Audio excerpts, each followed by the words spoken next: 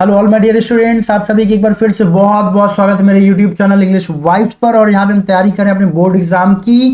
And आज मैं आप लोगों को रिवाइज कराऊंगा chapter number 7 the necklace of class 10th। तो स्टूडेंट्स हो जाइए तैयार, क्योंकि बहुत ही अच्छा सा चैप्टर, एक अच्छा सा मैसेज भी यहाँ पे आपको मिलने वाला है। एंड हाँ, वो सारे बच्चे जो अभी तक पुरानी वीडियोस को नहीं देखे, इस जो भी मैं अपलोड कर चुका हूँ, चैनल के प्लेलिस्ट में विजिट करिए। वहां से सारे चैप्टर्स की summary, important points, question answer सब कुछ आपको मिल जाएगा।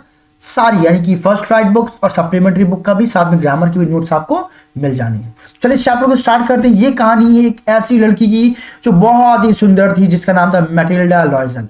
बट फिर भी वो उदास थी, बहुत ज्यादा उदास रहती थी। आपको भी लग रहा होगा कोई ऐसी लड़की जो बहुत सुंदर हो, जो किसी भी लड़की को पसंद होता है, बिल्कुल ब्यूटीफुल होना। वो बहुत सुंदर थी, बिल्कुल राजकुमारी जैसी थी। बट फिर भी वो क्या रहती थी, उदास रहती थी। अब आपके दिमाग में क्वेश्चन आ रहा होगा कि क्यों उदास रहती थी, और यही क्वेश्चन आपसे एग्जाम में भी पूछा जाएगा। What was the reason behind unhappiness of Matilda Loisel. तो चलिए कहानी स्टार्ट करते हैं। सो मैटिल्डा लॉयजल का जन्म एक्चुअली मिडिल क्लास फैमिली में हुआ था। बस यही एक रीजन था उसके उदास होने का। सॉरी, वो हमेशा सोचती थी, ड्रीम करती थी कि अगर मैं इतनी खूबसूरत हूं तो मेरा जन्म कहाँ होना चाहिए, एक रिच फैमिली में होना चाहिए था। बट किस्मत ने उसे कहाँ ला करके रख दिया, एक मिडिल क्लास फैमिली में। And desperately she wished she were wealthy. हमेशा वो इस बात की ड्रीम किया करती थी, काश मैं वेल्दी होती, काश अमीर होती, मेरा जन्म किसी अमीर फैमिली में होता। And she was pretty and charming, वो बहुत ज्यादा सुंदर थी। But had bad luck to born into family of clerk. लेकिन उसका लक बहुत बेकार था, ऐसा उसे लगता था, जिसकी वजह से उसका जन्म कहाँ पे हुआ, एक क्लर्क की फैमिली में हुआ। और तो और उसकी शादी भी किससे हुई, एक क्लर्क से हुई, जो कहाँ काम करता था, बोर्ड ऑफ एजुकेशन डिपार्टमेंट में एक क्लर्क के ओहदे पर, एक क्लर्क के डेजिग्नेशन पे काम करता था। यानी शादी के बाद भी उसका ड्रीम फुलफिल नहीं हो सकता था। नाउ मैटिल्डा बहुत सिंपल, खैर उसकी लाइफ बहुत ही सिंपल थी, लेकिन हमेशा वो अनहैप्पी रहती थी, नाखुश रहती थी। कारण आपको पता चल गया, क्योंकि उसकी ड्रीम थी लग्जूरियस लाइफ, बट वो उसको मिल नहीं रही थी। And she was so convinced that she mean to be rich. और उसे बिल्कुल ये लगता था कि भगवान को ने मेरे साथ गलत किया, भाई मुझे रिच फैमिली में ही होना चाहिए था। That she detested her life. और केवल इस विचार की वजह से उसने अपनी लाइफ को भी बर्बाद कर लिया, बेकार कर लिया। क्योंकि हमेशा वो सोचती थी कि मेरी लाइफ ऐसी हो, वैसी हो, नौकर चाकर हो, बहुत सारी लग्जूरियस लाइफ को ड्रीम करती थी। जब वो लाइफ उसे नहीं मिलती थी तो बहुत उदास और परेशान हो जाती थी। उसकी वो लाइफ भी बिल्कुल बेकार हो चुकी थी। Spend all day dreaming and despairing about the fabulous life that she was not having. All the time through out the day बस एक ही चीज के बारे में वो ड्रीम करती रहती थी, सोचती रहती थी, परेशान रहती थी कि काश मेरी लाइफ बहुत फैबुलस होती, शानदार होती। बट उसकी लाइफ ऐसी नहीं थी। अब फिर क्या, M Loisel bring an invitation. फिर एक दिन उनके हस्बैंड एम लॉयजल एक निमंत्रण लेकर के आते, इनविटेशन लेकर के आते। उसके लिए उसे लगता है मेरी वाइफ इस इनविटेशन को देख करके खुश हो जाती है। अब यहां से आपसे दो क्वेश्चन पूछा जाएगा। पहला, why am लॉयजल thought that his wife will be happy after reading that invitation or after finding that invitation, कुछ भी पूछा जा सकता है। So इसलिए क्योंकि उन्हें लगता, एक्चुअली वो जो इनविटेशन था वो एक वीआईपी पार्टी का था। वीआईपी पार्टी वैसी पार्टी जैसी जगह को उसकी वाइफ पसंद करती थी। इसी वजह से उसको लगा हस्बैंड को कि मेरी वाइफ इस इनविटेशन की बात खुश हो जाएगी। बट उस पर वाइफ का क्या रिएक्शन था वो आप जानेंगे, यहां से भी क्वेश्चन आपको देखने को मिलेगा। सो लॉयजल को एक दिन इनविटेशन मिलता है अपनी कंपनी से, एक फैंसी बॉल मतलब फंक्शन का, जो कि उसके बॉस के द्वारा ऑर्गेनाइज किया गया था। अब वो लेटर लेके पहुंचता अपनी वाइफ के पास। M Loisel thought that his wife would be delighted to read the invitation. उसकी वाइफ बहुत खुश होगी उस इनविटेशन को पढ़ने के बाद। But she was not delighted to see the invitation. लेकिन उस इनविटेशन को देख करके वो खुश नहीं होती है। क्वेश्चन ये बनेगा क्यों। अब दो क्वेश्चन, क्या वो डिलाइट हुई, क्या वो खुश हुई, तो आपका आंसर है कि नहीं, his wife was not delighted on seeing the invitation. कारण why, sorry, and she told her husband, वो अपने हस्बैंड को कहती है she did not having a dress, क्योंकि उसके पास कोई अच्छी सी ड्रेस नहीं है टू वियर, पहनने के लिए, जो पहन करके उस फंक्शन में जा सके। तो ऐसा करे कि वो उस इनविटेशन कार्ड को अपने किसी फ्रेंड को दे दे। अब उसका हस्बैंड बेचारा, चूंकि उसका यही उम्मीद था, इसी वो होप के साथ आया था कि अपनी वाइफ को मैं खुश करूंगा। अब वो कहता है एक काम करो कि told her that she could bye a new dress, कैसा करो तुम एक नई ड्रेस खरीद लो। जो पैसे मैंने 400 फ्रांसेस इकट्ठा किए हुए हैं ना, किसके लिए, गन को बाई करने के लिए, क्योंकि वो कहाँ जाना चाहता था, किसी हंटिंग पार्टीज में शिकार वाले किसी ग्रुप में जाना चाहता था, इसलिए वो गन खरीदने के लिए 400 फ्रांसिस रखता है। बट अपनी ड्रीम्स को वो सैक्रिफाइस करता है और वाइफ को बोलता है एक काम करो, वो पैसे इस्तेमाल कर लो और नई ड्रेस तो परचेज कर लो। अब क्या इसके बाद वाइफ खुश होगी? तो क्या हुआ, he said that he would give the money for buying the new dress, कि मैं वो पैसा तुमको दे दूंगा ड्रेस को परचेज करने के लिए। फिर क्या था, मैटिल्डा क्या करती है, ब्रॉट न्यू ड्रेस, वो नए ड्रेस ले आती है। But she was not happy, but dress लाने के बाद अभी भी वो खुश नहीं होती। क्यों? Her husband asked the reason for her sadness. अब हस्बैंड फिर रीजन पूछता है कि तुमको ड्रेस भी मिल गई है, अब तुम खुश क्यों नहीं हो? She said that she would not go the ball, उस बॉल में, उस फंक्शन में वो नहीं जाएगी, as she did not have the jewellery to wear with the dress. यहाँ क्वेश्चन पूछे why in the second time, what was the reason behind the unhappiness of his wife. तो रीजन क्या था, because she had not any best jewellery to wear with that dress, उसके पास कोई अच्छी सी jewellery नहीं थी उस ड्रेस के साथ पहनने के लिए, इसलिए वो उदास थी ना। फिर उन्होंने क्या किया, he replied that she should wear some natural flower, उसके पहनने बोलो कोई बात है, तुम नेचुरल फ्लावर्स कुछ बढ़िया उसकी ज्वेलरी बना करके पहन लो, बहुत अच्छा लगता है भाई वो। But she was not convince, बस उसकी वाइफ कन्विंस नहीं होती, नहीं मानती है। Then he advise to borrow it from her friend madam Forestier. फिर उसके दिमाग में विचार आते, अगर तुम्हारी जो फ्रेंड है ना मैडम फॉरेस्टियर, वो तो काफी रिच है, एक काम करो उससे अब एक आध दिन के लिए 2 दिन के लिए गहने उधार मांग लो, तुम्हारी फ्रेंड है दे देगी। ये आइडिया उन्हें समझ में आता है।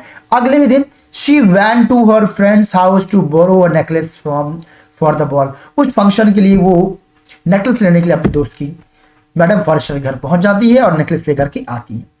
फिर क्या हुआ, वही हुआ जो मैटिल्डा चाहती थी। वो लोग फंक्शन में पहुंचते हैं, Matilda at the day of ball, so the night of the ball arrived, वो दिन आता है, and Matilda was happy at the occasion। अब मैटिल्डा बहुत खुश थी। she looked very beautiful in the dress, क्योंकि उस ड्रेस में बहुत ज्यादा अच्छी लग रही थी, बहुत ज्यादा सुंदर लग रही थी और फंक्शन में सब लोग उसकी तारीफ कर रहे थे। Everyone liked her and she was absolutely thrilled। वो बहुत ही शानदार लग रही थी उस फंक्शन में। She and her husband did not leave until 4 AM, और लगभग 4 बजे सुबह तक वो लोग उस पार्टी में रहे। And then they caught a cab and returned home। फिर वो एक कैब पकड़ते हैं और कहाँ जाते हैं, घर आ जाते हैं। क्या कहानी यहाँ पे खत्म हुई? नहीं, अब तो कहानी का मेन ट्विस्ट स्टार्ट होगा। The necklace was lost। But वो जो नेकलेस था वो डायमंड का था। आप सोचिए, वो डायमंड का नेकलेस किसी ऐसे फैमिली के जो मिडिल क्लास से बिलोंग करता हो, जिसे कॉमन ज्वेलरीज परचेज करने के लिए 10 बार सोचना पड़े, डायमंड नेकलेस अगर चोरी हो गया तो फिर कैसा लगा हो। तो व्हेन शी रिटर्न, जब वो वापस आई अपने घर पे, she was changing her dress, जब अपने कपड़े को बदल रही थी, Matilda wanted to see her beauty in the final view before the mirror. Mirror के सामने फिर से अपने आप को एक बार देखना चाहती थी, खुद को सेटिस्फाइड करने के लिए। फिर वो हुआ जिसकी किसी ने उम्मीद नहीं की थी। Suddenly she notice that the necklace was not around her neck. उसने रियलाइज किया कि नेकलेस तो उसके गले में था ही नहीं। शी वाज शॉक्ड, वो शॉक्ड हो जाती है to see that her necklace had got lost, उसका नेकलेस गुम हो गया है। एंड क्राइड आउट, बहुत तेज से वो चिल्लाती है। एंड इन्फॉर्म्ड हर हस्बैंड, अपने पति को बताती है she had lost the necklace, कि नेकलेस मिसप्लेस हो गया है। her husband searched the necklace on every place, जहां भी हो गए थे हर वो जगह जाता है बेचारा हस्बैंड, ढूंढता है, परेशान होता है। where they were last night, जहां भी वो लास्ट नाइट फंक्शन में थी, बट कुछ भी नहीं हुआ। he went to police, यहाँ तक कि वो पुलिस के पास जाता है, कैब ऑफिस भी जाता है पता करने के लिए, बट कोई भी रिस्पॉन्स नहीं मिलता है। he also put an advertisement in the newspaper, newspaper में भी वो इश्तिहार छपवाता है, बट कोई रिस्पॉन्स नहीं मिला। But the necklace was not found, and so he advised her wife to write a letter to her friend telling her that she needed some time to get the necklace to be repaired. अब वहां पे चूंकि उसकी सहेली को वो necklace वापस भी करना था, उन्हें डर था कहीं उसकी वाइफ को, उसकी सहेली को पता चल गया तो कहीं वो पुलिस में केस ना कर दे, या वो अरेस्ट ना किए जाए, या पता नहीं उसका क्या रिएक्शन हो। इस डर से उसने अपनी वाइफ को सजेशन दिया कि काम करो, अपनी फ्रेंड को बता दो कि वो नेकलेस थोड़ा सा तुमसे टूट गया है और रिपेयर करने के लिए आपको थोड़ा सा टाइम चाहिए, और उसके बाद वो उसको वापस दे देगी। अब क्या होगा, मैटिल्डा रिप्लेस द नेकलेस। क्या वाकई रिप्लेस हुआ? देखते हैं। At last Matilda decided to replace the necklace with a necklace to look similar to it. अब उन्होंने, चूंकि नेकलेस था नहीं वास्तव में, तो उन्होंने सोचा कि हम हूबहू एक नेकलेस ऐसा बनवाते हैं डायमंड का, और वो नेकलेस हम क्या करेंगे, मैडम फॉरेस्टियर को दे देंगे। उसके लिए क्या करना पड़ा, her husband give her 18,000 Francis which his father had left for him. जो उसके फादर ने इमरजेंसी के लिए 18,000 फ्रांसिस सोची बचाए थे, उस बेचारे हस्बैंड को उसे बेचना पड़ा, यानी कि उसका वो देना पड़ा। As well as he took a loan of remaining amount, और जो बचा हुआ, चूंकि डायमंड बहुत प्रीसियस था तो रिमेनिंग अमाउंट के उसे लोन भी लेना पड़ा, and purchase the diamond necklace at the cost of 36 Francis. और 36 फ्रांसिस, जहां पे 400 फ्रांसिस उसने दिया था गन के लिए, अपने जो बचाए थे वो गए, मतलब थोड़ा सा और पैसा लगा के साथ वो पार्टी पॉसिबल हो जाती, बट उसके बाद उन्हें 36 फ्रांसिस चुकाने पड़े। ना फिर क्या हुआ, she return the necklace to her friend, और एक नया नेकलेस बनवा करके, और मैटिल्डा जो मैडम फॉरेस्टियर थी, मैडम फॉरेस्टियर को ये नहीं मालूम था कि जो मैटिल्डा है, मैटिल्डा ने मुझे नया नेकलेस बना करके दिया है, क्योंकि उन्होंने बिल्कुल हूबहू नेकलेस बनवाया था। And buying the necklace and bought the loyal in poverty, और अब हुआ क्या कि जो नेकलेस खरीदा और जो लोन लिया, इसकी वजह से लॉयल के घर में और ज्यादा गरीबी आ गई। दे लॉस्ट देयर हाउसेज, यहां तक कि उनका घर भी उनसे छिन गया। देयर मेड, जो मेड आती थी अब वो भी चली गई। And there comfort life style, और जो कंफर्ट लाइफ स्टाइल थोड़ी बहुत थी, ठीक ठाक लाइफ चल रही थी, वो भी बिल्कुल बर्बाद हो जाती है। On the top of it Matilda lost her good looking face, और टेंशन, चिंता, हार्डवर्क, इन सब की वजह से उसकी जो लुकिंग थी वो भी बिल्कुल, जो ब्यूटीफुल, बहुत सुंदर, बहुत चार्मिंग थी, उसकी चार्मिंग, उसकी फिजिकल ब्यूटी भी धीरे धीरे स्पॉइल हो जाती, बर्बाद हो जाती, खत्म हो जाती है। अब वो पहले जैसी सुंदर नहीं दिख रही होती। बट एक ट्रुथ था, वो रिवील्ड, वो होता है। वो ट्रुथ आखिर क्या है, आइए जानते हैं। आफ्टर 10 ईयर्स, लगभग 10 साल लग गए, all the debts were finally paid, जितना भी कर्ज उधार सब कुछ लिया गया था, मेहनत करके रात दिन करके उसके हस्बैंड ने, दोनों ने काम करके उसे खत्म किया। फिर एक दिन हुआ क्या, one day Matilda was walking in चैम्स LC, वो वॉक कर रही थी, टहल रही थी, एंड सॉ मैडम फॉरेस्टियर, और उसकी नजर मैडम फॉरेस्टियर पे पड़ती है। शी वॉज लुकिंग चार्मिंग, वो अभी भी बहुत सुंदर दिख रही थी, क्यों, क्योंकि उसकी लाइफ में टेंशन नहीं थी, एंड ब्यूटीफुल, बहुत सुंदर भी मैडम फॉरेस्टियर दिख रही थी। She had looked 10 years before, उसको देख करके अपने 10 साल पहले की लाइफ वो याद करती है कि वो समय कितना बेहतर था, शायद वो मिस्टेक ना हुई होती तो आज लाइफ कुछ और होती। कौन ड्रीम करता है, मैटिल्डा ड्रीम करती। Now all the debts were paid off, चूंकि सारा कर्ज खत्म हो चुका था, तो Matilda decided to tell the story of madam Forestier about her necklace. तो उस समय मैटिल्डा ने डिसाइड किया ऐसा है कि जो भी घटना घटी नेकलेस को लेकर के, आज मैं मैडम फॉरेस्टियर को बताऊंगी कि तुम्हारा नेकलेस चोरी हो गया था, हम लोग को इतना कुछ झेलना पड़ा अपने लाइफ में। फिर क्या हुआ, at this madam Forestier informed her that it was fake necklace. जब वो पहुंचती है यहां तक कि जो मैडम फॉरेस्टियर है वो मैटिल्डा को पहचान ही नहीं पाती है, क्योंकि मैटिल्डा 10 साल में बहुत ज्यादा बदल गई थी, वो उतनी ज्यादा सुंदर नहीं रह गई। खैर वो बाद में इंट्रोड्यूस करती, बताती कि अरे मैं मैटिल्डा हूँ तुम्हारी दोस्त, फिर वो सारी कहानी बताती है मैडम फॉरेस्टियर को, तुम्हारा जो नेकलेस है वो क्या हो गया था, हम लोग से गिर गया था, शायद चोरी हो गया था, हमने तुमको नया बना करके दिया, और उसके बदले क्या करना पड़ा, हमें इतना कुछ झेलना पड़ा, हमारी लाइफ बिल्कुल बेकार हो गई, बहुत सारा हार्डवर्क हमने देखा, बहुत सारा बुरा वक्त हमने देखा।